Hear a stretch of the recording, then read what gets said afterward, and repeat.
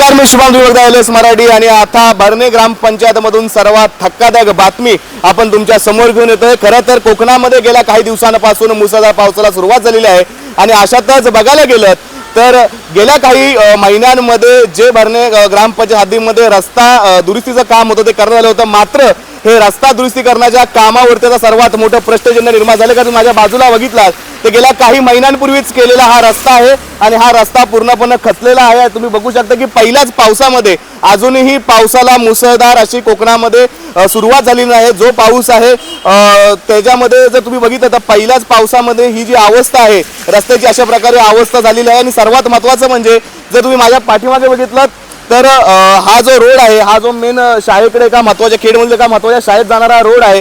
अनेक हजारो विद्यार्थी या रोडनी प्रवास करत असतात, अनेक स्कूल बस या ठिकाणी प्रवास करतात, जवळजवळ हजारो लोक या ठिकाणी वास्तवात आहेत। मात्र त्यांच्या सुरक्षिततेच्या जीवावरती प्रश्नचिन्ह उठवणारा हा प्रश्न आहे। त्यांच्या सुरक्षेच्या जीवावरती नेमकं कोण बेततं असा सवाल विचारणारा हे वास्तव दाखवणारा हा एलएस मराठीचा खास रिपोर्ट आहे। आपल्यासोबत बोलण्यासाठी काही ग्रामस्थ देखील या ठिकाणी आहेत। बाबा, काय सांगाल नेमका कधीपासून हा पूल ढासळलाय आणि हा पुलाचं काम कधी झालंय? हे बघा, महिना 2 महिना झाले डांबरचं काम होऊन। हा ना, त्याच्यानंतर आता झालं तर पाऊस सुरू झाल्यानंतर 2 दिवसात तर काय नव्हतं। आज काल परवा 2 दिवस पाऊस पडला बघा, त्याच्यामुळे आरत गेला खाली।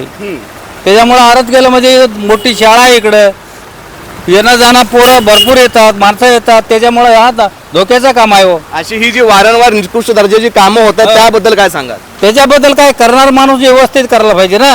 व्यवस्थित केल्यानंतर हे कशाला हरणार नाही, त्याच्यामुळे करणार माणसाचं चुकी आहे ते। नक्कीच जर बघायला गेलं तर थेट इथं संबंधित ठेकेदारांवरती प्रश्नचिन्ह निर्माण होतंय की जो माणूस जे कॉन्ट्रॅक्ट दिला होता तो काम करणारा व्यक्ती या ठिकाणी व्यवस्थित दिला पाहिजे। मुळात म्हणजे अवघ्या 2 महिन्यापूर्वी या रस्त्याचं डांबरीकरण झालं आणि हा रस्ता जर 2 महिन्यामध्ये जर खचत असेल तर या संपूर्ण व्यवस्थेवरती प्रश्नचिन्ह उठल्याशिवाय राहत नाही। कॅमेरामन आदित्यसह मी शुभम केसकर, एलएस मराठीसाठी भरणे।